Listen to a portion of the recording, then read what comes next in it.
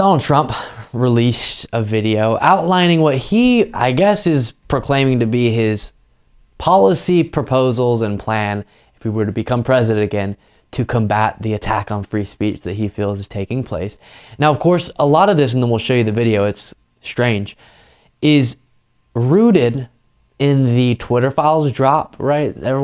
Many people, I would say, on the right believe that the Twitter files proved that something crazy took place and there was some huge suppression and it affected the election. And we walked through, you can look at past segments, why that's not the case and how really it was just an example of, this private company trying to figure out how to moderate different stories. Maybe you've made mistakes on certain stories, but it actually didn't have any significant effect in the way that they pretend that it does. And then on the particular Biden angle of it, his campaign reached out, as did the Trump White House, while Trump actually was the president, and would say, hey, Twitter, something on your platform violates your terms of service. Can you take it down?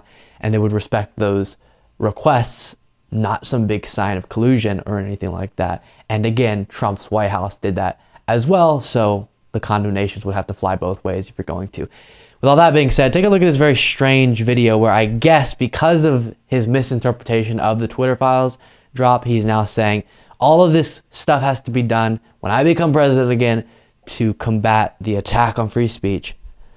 Take a look. If we don't have free speech, then we just don't have a free country. It's as simple as that. If this most fundamental right is allowed to perish, then the rest of our rights and liberties will topple, just like dominoes, one by one. They'll go down.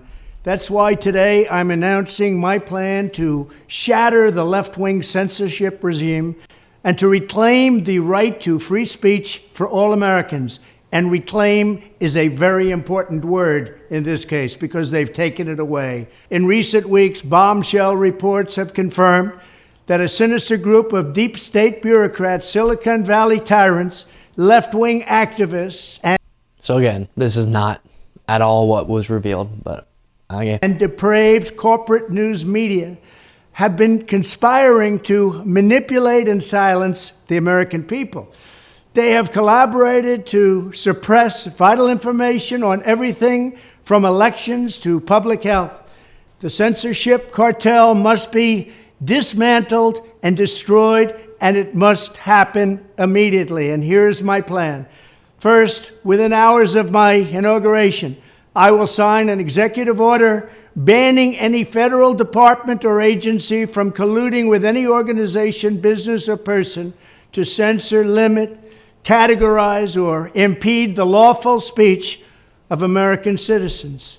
So that is words, and it sounds like a policy proposal, but it actually means very little because no one's lawful speech was violated in any of what we're talking about. The most you could say happened was Twitter got a little loose with the trigger on banning accounts, which they can do on their private company's platform.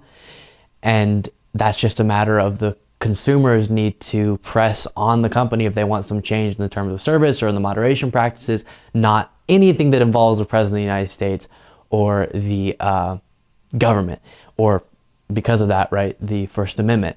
But that's how he wants to portray it, so it's this crisis mode that needs him to come and save. I will then ban federal money from being used to label domestic speech as mis- or disinformation.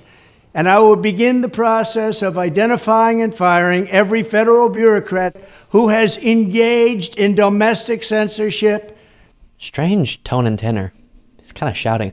The reason I wanted to play that for you, though, is this is going to be a central part of Trump's 2024 message, trying to frame the conversation around the idea that he was wronged in 2020, something horrible, the deep state did something in 2020. And that's why, okay, yeah, I'm not as politically effective. And yeah, I have all these criminal investigations into me and all these things, but ignore that because I'm the one who's going to fight for freedom of speech. And don't you care about freedom of speech, Republicans?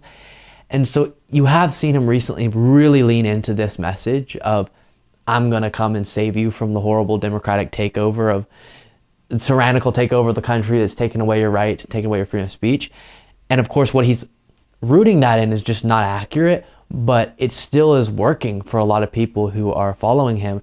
And we're getting lucky. It does look like his popularity is falling pretty dramatically, but expect to see the message of, I'm going to come in and fight for your freedom of speech, when we saw when he was president, he did not respect freedom of speech much at all. One of the notable examples we've talked about is him wanting to use his authority as president to get the sources revealed through finding call logs or something of the sort of journalists, because he didn't like the reporting that they were doing and wanted to punish them, which is not very pro freedom of the press or pro free speech at all. So it is dishonest, but it is definitely going to be the message, and unfortunately for a lot of people will be an effective message to lean into. Thank you so much for watching. If you want to be a part of what makes this show possible, plus get access to the full video version of the show hours before any of the clips are uploaded to YouTube, plus get a full extra show every single Saturday, you can do so by going to patreon.com/Luke Beasley. That's patreon.com/Luke Beasley, and there's a link in the description.